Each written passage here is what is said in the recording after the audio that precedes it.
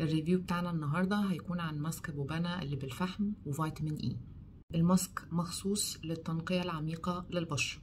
اكتر حاجة عجباني في الماسك ده ان هو بمسكتين للودان علشان البسهم والماسك يبقى ثابت على وشي كويس قوي وما يتحركش. ترطيبه عميق وحلو جدا بس ما بيقعدش مدة طويلة.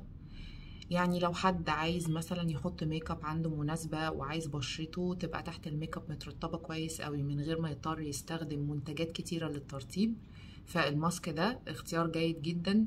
عندي عليه اعتراض واحد، ماسك فيه ريحة نفاذة جدا وده معناه ان برضه هو متضاف له برفيوم، فدي حاجة ملهاش اي لازمة خالص لان ده ماسك بشرة. فماسك بوبانا اللي بالفحم وفيتامين اي هيكون بديل مصري جيد جدا، سعره جيد جدا برضو. يا ريت نديله فرصة للتجربة لان هو فعلا بديل مصري جيد جدا.